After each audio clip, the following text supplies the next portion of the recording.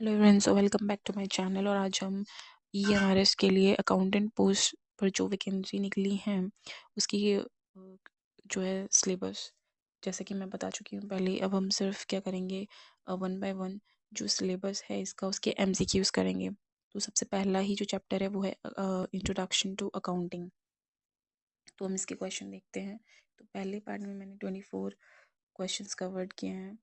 तो पहला क्वेश्चन है जैसे कि by the nature of multiple definitions given for accounting which of these is a feature of accounting. तो पहला ऑप्शन है इसमें communicating financial information, B assisting in decision making, C helping interested user in judgement, all of the above. Fourth है हमारा। तो क्या हो जाएगा, इसमें कह रहा है कि जैसे कि हमें पता है कि जो अकाउंटिंग होती है उसके मल्टीपल डेफिनेशंस होती हैं। तो इसमें से कौन सा फीचर है अकाउंटिंग का। तो इस तीनों ही हैं फीचर्स। तो इसका हो जाएगा ऑल ऑफ दी अबव। उसके बाद है which of these concept is a process of give and take with event as the end result of it. तो इन कॉन्सेप्ट्स में से कौन सा जो प्रोसेस है of give and take with event as the end result of it. तो measurement, B financial information, C transaction या डी कम्युनिकेशन। तो हमारा है सी ट्रांजैक्शंस। तो सबसे पहले तो ट्रांजैक्शन और इवेंट में फ़र्क क्या होता है, क्या डिफरेंस होता है। सेम एग्जांपल से समझ सकते हैं। जैसे कि कोई लव है, लव नाम का लड़का है या बिजनेसमैन है, उसने क्या करा, गुड्स परचेज करे फॉर एग्जांपल 2 lakhs के, एंड उसने उसको बेच दिया 2.5 लाख में।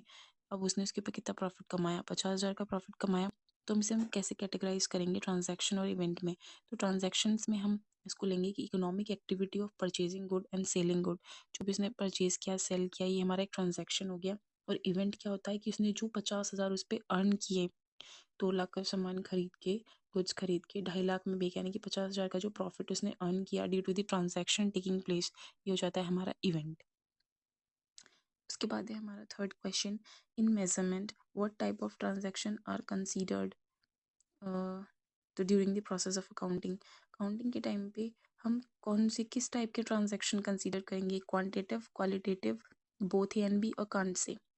तो हमने जितने भी पढ़े हैं इसके, मनी मेजरमेंट एक कॉन्सेप्ट होता है जिसमें वो उसमें साफ साफ लिखा है कि भाई जो ट्रांजैक्शन हम मनी टर्म्स में लिख सकते हैं उन्हीं को ही हम लेते हैं। तो इसमें हो जाएगा क्वांटिटेटिव, क्वालिटेटिव नहीं। क्वांटिटेटिव मतलब वही, जैसे भी मैंने एग्जांपल दिया कि भाई 25,000 की या 2 लाख के हम गुड्स खरीद रहे हैं, तो जो मनी से रिलेटेड हैं ट्रांजैक्शन से वही लिखेंगे, क्वालिटेटिव नहीं लिखेंगे। क्वालिटेटिव क्या हो जाता है कि फॉर एग्जांपल हमारा बिजनेस है, उसमें अगर हमारा कोई मैनेजर या कोई भी है वो बहुत ही हार्ड वर्किंग है, तो हम उसकी क्वालिटीज़ नहीं लिखने बैठेंगे बुक्स ऑफ अकाउंट्स में कि XYZ नाम का मैनेजर है एंड इज़ वेरी इंडस्ट्रियस और मेहनती है, जो भी है, ये सब चीज़ें नहीं लिखते। तो हम सिर्फ क्वांटिटिव जो ट्रांजैक्शंस होती हैं जिनको हम मनी में काउंट कर सकते हैं, सिर्फ उसको लिखते हैं। फोर्थ है हमारा, which of the following is the process of entering business transaction of a financial character in the books of original entry in terms of money. तो इसमें से कौन सा जो प्रोसेस है entering business transaction of financial character in the books of original entry in terms of money, classifying, summarising, interpretation, none of this. तो इसका हो जाएगा नन ऑफ दिस। इसका आंसर होना चाहिए रिकॉर्डिंग, कि कौन सा जो प्रोसेस है जो हम बिजनेस ट्रांजैक्शन जो हम करते फाइनेंशियल कैरेक्टर का, जो हम ओरिजिनल एंट्री में इन टर्म्स ऑफ मनी होता है उसको करते हैं, तो क्या करते हैं, रिकॉर्ड ही तो करते हैं ना, तो रिकॉर्डिंग आ जाएगा इसमें। फिफ्थ है कि accounting starts with dash financial transaction and ends with dash accounting information. तो अकाउंटिंग किससे स्टार्ट होती है, रिकॉर्डिंग से, नो, क्लासीफाइंग नहीं, आइडेंटिफाइंग, हाँ आइडेंटिफाइंग से तो होती है। उसके बाद पर आइडेंटिफाइंग का नीचे भी है, ओके। तो हम देखते हैं उसके आगे, accounting starts with identifying financial transaction and ends with dash accounting information. तो कम्युनिकेटिंग इन्फॉर्मेशन, ये बोल रहा है कि जब हम अकाउंटिंग जब स्टार्ट करते हैं, कोई भी ट्रांजैक्शन हुआ, बिजनेस अगर आप कर रहे हैं, तो सबसे पहले आप क्या करेंगे, आइडेंटिफाई करेंगे। जैसे मैंने भी एग्जांपल दिया था ऊपर कि कोई भी बिजनेस ट्रांजैक्शन हुई, फॉर एग्जांपल हमने 20,000 के गुड्स खरीदी, तो हमें सबसे पहले देखना पड़ेगा ना, 2 एंट्रीज मान लीजिए होता है आपके साथ कि आपने 20,000 के गुड्स खरीदे, तो आपने आइडेंटिफाई किया कि भाई ये ट्रांजैक्शन इसमें रिकॉर्ड करनी है कि नहीं करनी है ना। अगर उसी फॉर एग्जांपल दूसरा हो जाता है कि एक जो मैनेजर है बहुत ही इंटेलिजेंट है, तो वो तो कोई इवेंट, वो कोई ट्रांजैक्शन नहीं है ना। तो आप जो मनी टर्म्स में हम आइडेंटिफाई कर सकते हैं वही ट्रांजैक्शंस तो आएंगी। तो इसलिए accounting start with identifying financial transaction और एंड किससे होती है? With the communicating accounting information, है ना, जो आप सब लेजर पोस्टिंग, ट्रायल बैलेंस और बैलेंस शीट का सब चीज़ें सब जब कर लेते हैं हम एट द एंड, तो कम्युनिकेटिंग द यूज़र्स करके एक वो आता है कि आपको लास्ट में क्या करना है, जो हमारे इंटरनल यूज़र्स और एक्सटर्नल यूज़र्स होते हैं उनके साथ अपने जो बुक्स ऑफ अकाउंट्स आपने जो भी प्रिपेयर किया है वो उनके साथ शेयर करते हैं, है ना, उन सबको। तो ये ऑप्शन हो जाता है, तो डी ऑप्शन हो जाएगा इसका। सिक्स्थ है हमारा, book keeping is a wider concept than accounting. जो बुक कीपिंग है वो वाइडर कॉन्सेप्ट है देन अकाउंटिंग। सेकेंड पेन, तो book keeping is a wider concept than accounting, तो ये हो जाएगा हमारा फॉल्स। नहीं, accounting is a wider concept than book keeping. क्यों? क्योंकि as it starts with book keeping ends. मतलब बुक कीपिंग क्या होता है हमारा? बुक कीपिंग तो नॉर्मली हो गया जो भी हम day to day transactions record कर रहे हैं, है ना, तो इसलिए इसका हो जाएगा हमारा सिक्स का बी, फॉल्स।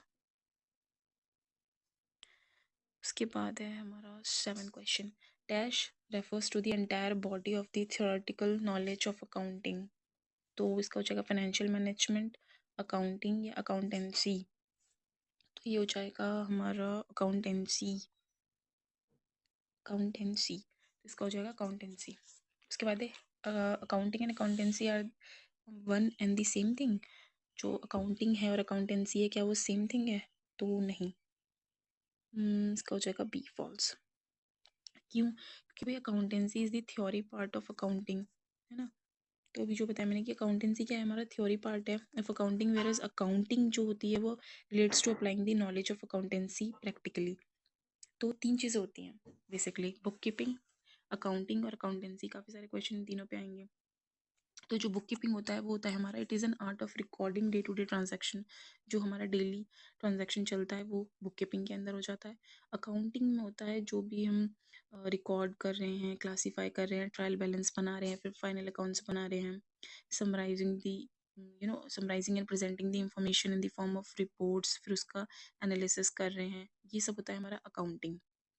और अकाउंटेंसी होता है, जैसा कि इसमें था भी लिखा हुआ था कि नेक्स्ट, हाँ ये, कि accountancy refers to the entire body of the theoretical knowledge of accounting. Accounting की सारी थियोरेटिकल नॉलेज होती है वो आ जाता है हमारा अकाउंटेंसी में। Principles, they are this set of principle जो हम यूज़ करते हैं during the process of accounting to maintain uniformity and assess the information easily. तो ये एक तरीके से थियोरेटिकल नॉलेज होती है अकाउंटेंसी। ये तीनों में डिफरेंस है। इसके बाद नाइन्थ क्वेश्चन हमारा, the objective of accounting are varied, which of the following are the objectives of accounting. तो ये बोल रहा है इसमें कि objective of accounting are varied, तो कौन सा जो है अकाउंटिंग का ऑब्जेक्टिव है? तो पहला है maintain systematic and complete record of business transaction. फिर है हमारा, हाँ ये है ऑब्जेक्टिव, है ना, कि क्या हमारा जो है एम या ऑब्जेक्टिव है अकाउंटिंग का। तो उसमें है certain financial position of business, yes ये भी है। Provide useful information to various interested parties, ये भी है। तो सारे हैं, तीनों हैं, तो इसका हो जाएगा हमारा ऑल ऑफ दीज। तो नाइन्थ का हो जाएगा हमारा ऑल ऑफ दीज। उसके बाद है टेंथ। तो टेंथ में क्या क्या पूछ रहा है, accounting information is use to compare the results of current year with the previous year to analyse the changes. तो ट्रू। तो अकाउंटिंग इन्फॉर्मेशन क्या होती है, is to use to compare the result of current year. आपका जो हमारा जो भी रिजल्ट ऑफ करंट ईयर में जो भी आएगा उससे प्रीवियस ईयर से हम एनालाइज करते हैं, तो हाँ ट्रू आएगी। उसका 11th है, although accounting provides lot of advantages to business, it suffers from certain limitation, which of these is not a limitation of accounting। तो कह रहे कि जैसे कि हमें पता है कि अकाउंटिंग जो है बहुत सारे अकाउंटिंग करने के बहुत सारे अकाउंटिंग हमें बहुत सारे एडवांटेजेस प्रोवाइड कराता है बिजनेस में, पर इसमें कुछ लिमिटेशन भी हैं। तो इन चारों में से हमें बताना है कि कौन सी लिमिटेशन नहीं है। पहला, इट इग्नोर्स क्वांटिटेटिव एलिमेंट्स। दूसरा, it is historical in nature. तीसरा, it is not free from personal bias. It is affected by window dressing. तो हमें ये बताना चाहिए, हमें देखते पता चल रहा है क्वांटिटेटिव एलिमेंट नहीं, ये तो क्वालिटेटिव एलिमेंट्स को इग्नोर करता है, जैसे मैंने अभी मैनेजर वाला एग्जांपल दिया था, है ना। तो क्वांटिटेटिव तो ये रिकॉर्ड करता है, तो पहला वाला ही इसका गलत है, ये लिमिटेशन नहीं है, है ना। अगर यहाँ पर ऐसा होता कि इट इग्नोर्स क्वालिटेटिव एलिमेंट्स, तो ये बोलते हैं हम। फिर इसमें नॉट लिमिटेशन पूछ रहा है, नॉट अ लिमिटेशन कौन सा नहीं है। सेकंड कि भाई it is a historical in nature, हाँ बिल्कुल सही है। हिस्टोरिकल इन नेचर से मतलब हो जाता है हमारा एक कॉन्सेप्ट है, कॉस्ट कॉन्सेप्ट। तो उसमें क्या होता है कि मतलब जैसे फॉर एग्जांपल कि बिजनेस, मैं एक बिजनेस वुमन हूँ, तो मैंने क्या करा, मेरा एक बिजनेस है, तो मैं जब अपनी बैलेंस शीट दिखाती हूँ इसमें, तो मैं क्या कर रही हूँ, जो मैं बिल्डिंग्स वगैरह, मैंने कोई बिल्डिंग परचेज की कभी, तो हिस्टोरिकल नेचर मतलब होता है कि जैसे मान लो मैंने अगर 4-5 साल पहले उसे खरीदा, तो मैंने जिस रेट पे उसे उस टाइम पे खरीदा था, मान लो 50 करोड़ की है फॉर एग्जांपल, और आज उसकी जो वैल्यू है इंक्रीज ही करेगी, क्योंकि प्रॉपर्टी पे तो इंक्रीज ही करती है।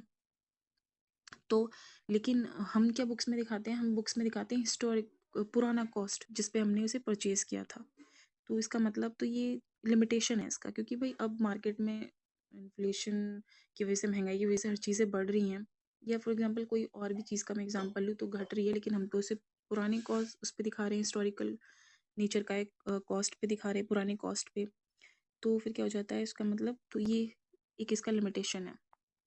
See it is not free from personal बायस, तो इट इज़ नॉट फ्री, तो हाँ ये भी इसका एक लिमिटेशन है। फॉर एग्जांपल कि भाई जैसे डेप्रिसिएशन, हमारे बहुत सारे मेथड्स होते हैं लगाने के, तो हम अपनी मर्ज़ी से, मतलब इसमें कुछ पहले हम जो है स्ट्रेट लाइन मेथड यूज़ कर रहे हैं, फिर हम WDV यूज़ करने लगे, कभी कुछ करने लगे, तो मतलब एक it's not free from personal बायस से ये फ्री नहीं होता, तो ये भी एक इसका लिमिटेशन है। चौथा, it is affected by window dressing. हाँ, तो जो लिमिटेशन है ये भी अकाउंटिंग का।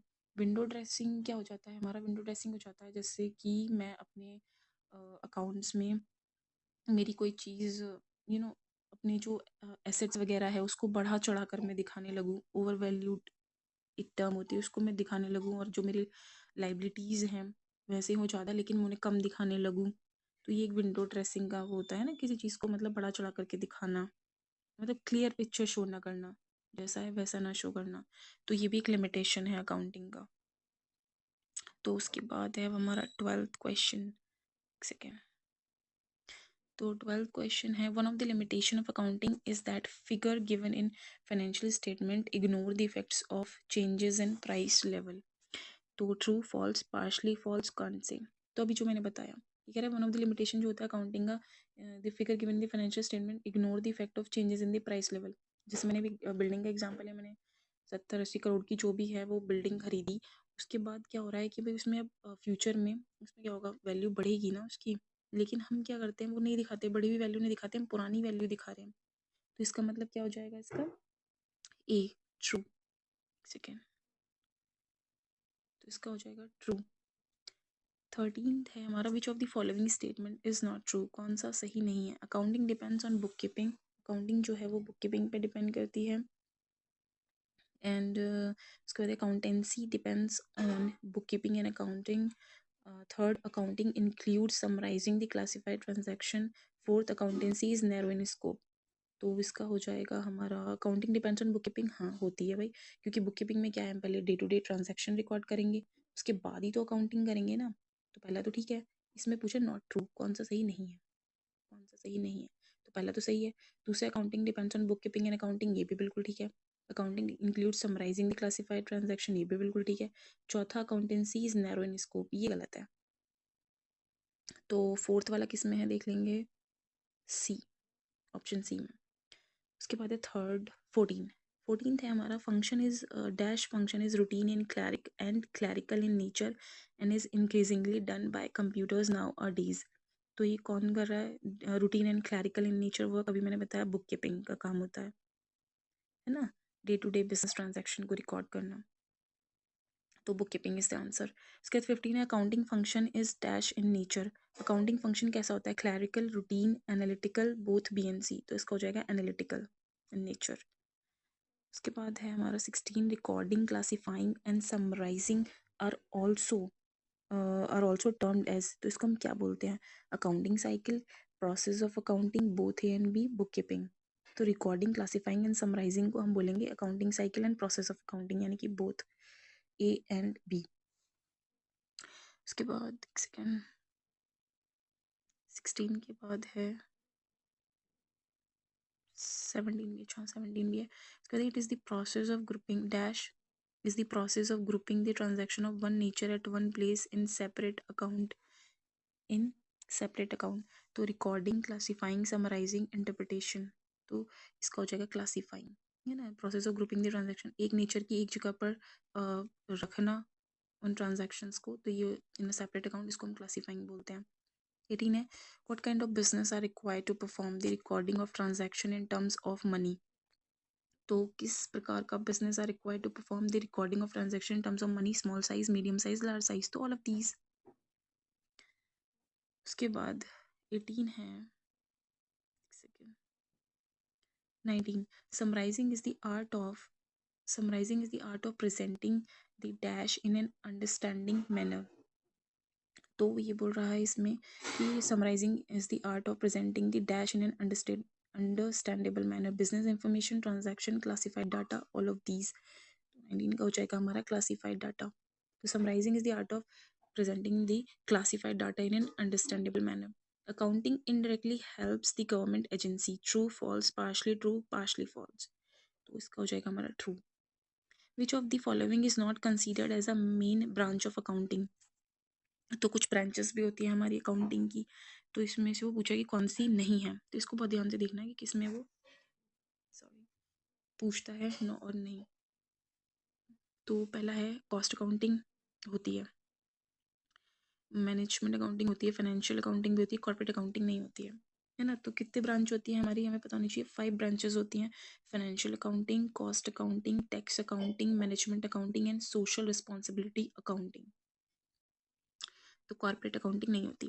उसके बाद 22 में है the main purpose of which branch of accounting is to record the business transaction in a systematic manner and to ascertain the profit और loss of the accounting period. तो इसमें पूछा है हमारा कि कौन सा मेन ब्रांच होती है accounting to record the business transaction in systematic manner and to ascertain the profit और loss of the accounting period. Cost accounting, corporate accounting या फिर financial accounting, profit and loss accounting. तो इसका हो जाएगा हमारा कॉर्पोरेट अकाउंटिंग, तो कुछ होता ही नहीं है ना, मतलब इसमें नहीं होता, इसका वो नहीं होता। तो फाइनेंशियल अकाउंटिंग मतलब इसमें पार्ट नहीं होता, अकाउंटिंग की ब्रांच नहीं होती, तो फाइनेंशियल अकाउंटिंग हो जाएगा इसका। सिस्टम प्रॉफिट और लॉस ऑफ द, ठीक है।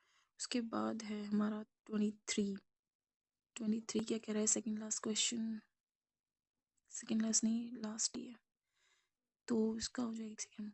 Each and every branch has its separate set of objectives, which of these branch of accounting directly or indirectly helps in management decision।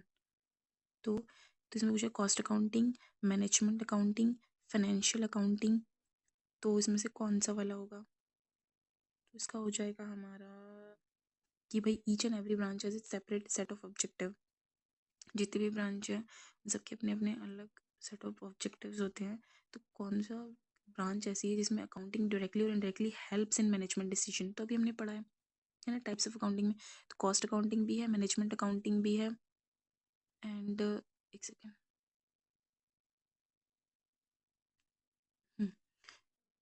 Pen का यहाँ, तो इसमें कॉस्ट अकाउंटिंग भी है, management भी है, फाइनेंशियल अकाउंटिंग भी है, यानी कि ऑल ऑफ दीज। उसके बाद the main purpose of cost accounting का क्या होता है, is to ascertain dash of dash rendered by business. तो इसका हो जाएगा हमारा टोटल कॉस्ट गुड्स नहीं, पर यूनिट कॉस्ट नहीं, total cost and per unit cost goods and services. तो इसका हो जाएगा डी, यानी कि the main purpose of cost accounting is to ascertain total cost and per unit cost of goods and services rendered by business. अब जो ये हमारी 5 टाइप्स की जो हमारी अकाउंटिंग है, फाइनेंशियल अकाउंटिंग और cost accounting, tax accounting, management और रिस्पॉन्सिबिलिटी सोशल रिस्पॉन्सिबिलिटी अकाउंटिंग, तो इसमें क्या होता है, डिफरेंस क्या होते हैं इनमें। तो फाइनेंशियल अकाउंटिंग का क्या होता है, ये हमारी जो है कंपलसरी नेचर होता है, करना ही करना है। इसमें क्या होगा, to ascertain the profit and loss निकालते हैं, है ना, इसके लिए हम इसको करते हैं। जो सेकेंड हमारी कॉस्ट अकाउंटिंग है, इसमें क्या करेंगे, हेल्पफुल इन कॉस्ट कंट्रोल, है ना, कि कितना भाई कैसा हो रहा है, ascertain the total cost and per unit cost of good produce and services produce by the business. Tax accounting में is use for tax purpose के लिए किस तरीके से टैक्स देना है और जो भी इसका प्रोसेस है। मैनेजमेंट अकाउंटिंग में डिसीजन मेकिंग के लिए हेल्पफुल होता है। सोशल रिस्पॉन्सिबिलिटी में जो हमारा 3 चीज़ें होती हैं इसमें, जैसे कि ट्रिपल बॉटम लाइन अकाउंटिंग, कि प्रॉफिट, पीपल और प्लैनेट के लिए काम करना है, मतलब अकाउंट बिजनेस करना है पर हमें ध्यान रखना है पीपल का और प्लैनेट का भी, है ना, कि कुछ भी ओवर हम जो है यूज़ ना करने लगे नेचर का। तो ये हमारी सोशल रिस्पॉन्सिबिलिटी अकाउंटिंग होती है। और इसमें एक क्वेश्चन ये भी आता है कि जो इंडिया में फर्स्ट कौन सा ऐसा ग्रुप है, ये कंपनी है जिसने जो है ये स्टार्ट किया है social accounting, social responsibility accounting. तो ये हमारी टाटा ग्रुप। तो ये करंट अफेयर्स में ये क्वेश्चन पूछ सकता है। तो Tata group was the first in India which started social accounting, social responsibility accounting. तो ये हमारा फर्स्ट पार्ट है। उसके बाद मैं सेकंड थर्ड पार्ट में से पूरा कंप्लीट कर दूंगी। Thank you.